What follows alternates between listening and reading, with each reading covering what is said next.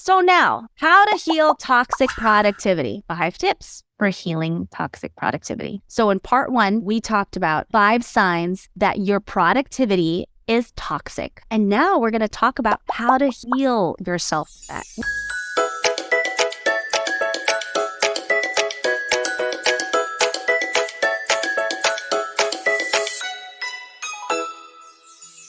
We talked about how when you don't enjoy hobbies you used to enjoy, that's a sign. We talked about how you forgo relationships and important dates as a sign. We talked about how if you forget about your health and you don't prioritize your mental or physical health, that's a sign. Woo! If you can't relax, even though you're on vacation, that's a sign. Now that we've diagnosed you, how do we heal it? Here's 5 tips for overcoming toxic productivity. Overworking is avoidable. Overwork can be overcome. Say it with me. Overwork can be overcome. If you're at the gym and you're listening to this on headphones, you might have people around you going like, wait, what? Say it. Overwork can be overcome. Number 1, prioritize the important over the urgent. That's cool. Think about that. Make a list. What is urgent versus what is important? What is urgent versus what is important? It is too easy to spend the day juggling fires and urgent tasks.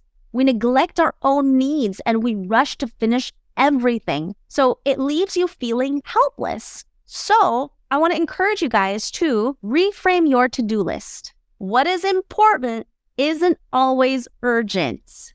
Am I right? First thing in the morning, here's what you do. You list out everything you do. You brain dump everything you need to do that day on a piece of paper. Just brain dump it. No organization, just brain dump it. Then you're going to have 4 categories, 4 boxes, and you're going to name one crucial.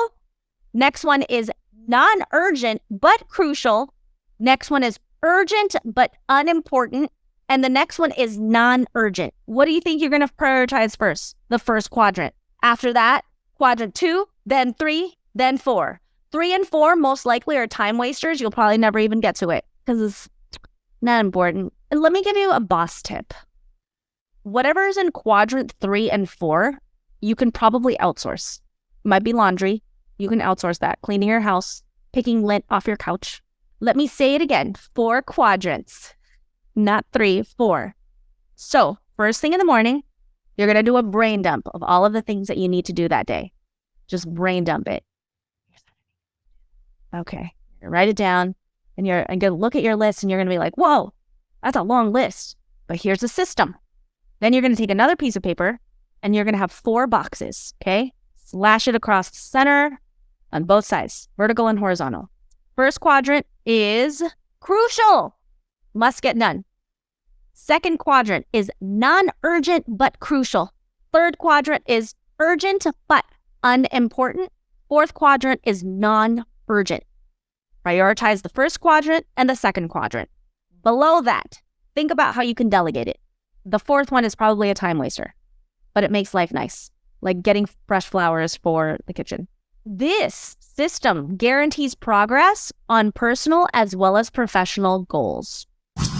Hey, do you like free stuff? I like free stuff. Do you like free stuff? I have a lot of free courses for beauty pros just like you. Free courses that help you grow your social media, get more clients, more students, and even sales scripts. Just go to SheilaBella.com/free.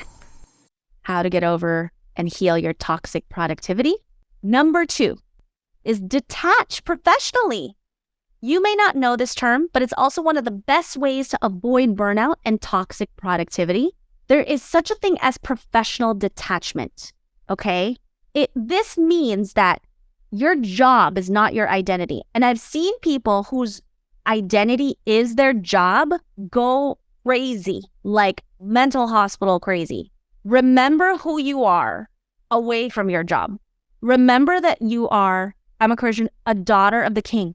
I'm a daughter of Christ, right? I'm a daughter of the Most High God. That is my first identity. And then I'm everything else. Everything else comes second. Remember, your job is not your identity. You can be productive and committed without letting your job define all of you. Career is only one part of your life. And your mistakes at work, they don't define you. So perspectives matter. It's schedule downtime. Do you schedule downtime? Like, if you look at my calendar, it's a little cray. It's just time block after time. But then if you look at my calendar, the ones in red, that's fun stuff, right? I got a massage last night. So for all you girl bosses out there that say it's not possible, I got an hour and a half massage last night. Thank you very much. And I tucked my kids in. And I had hanky-panky. Schedule downtime in your calendar. You must be intentional about this. Unplugging is crucial. Phone off, close laptop. You know how I used to call it? I used to call it quitting. Because, we're programmed to not quit when we're kids. No, quit, never quit. But you know what? I have a quitting time every day. I literally say when I close my laptop, I say, I quit. All right, I'm quitting. The family knows what's happening because mom's quitting. Quitting what? Smoking? I don't even smoke. What is she quit? No, work. She's just quitting. I quit. You got to have a quit time. And that's okay. It feels good, actually. It feels like a little rebellious. Okay, number 4, how to heal toxic productivity. Define work-life boundaries. Set a work-life boundary and stick to it. I don't think perfect balance is ever really achievable. I really don't think so. It's not truly achievable, but guess like a good flow is, it will ebb and flow. Sometimes you're going to work more than others, right? There's certain things that are non-negotiable. For example, dinner time. That's non-negotiable.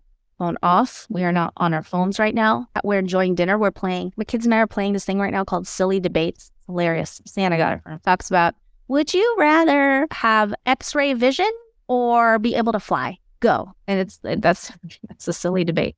I love that at dinner time. I think it's on Amazon. Go check it out. Silly Debates. I am your PMU training genie. Sold out trainings. Dream team.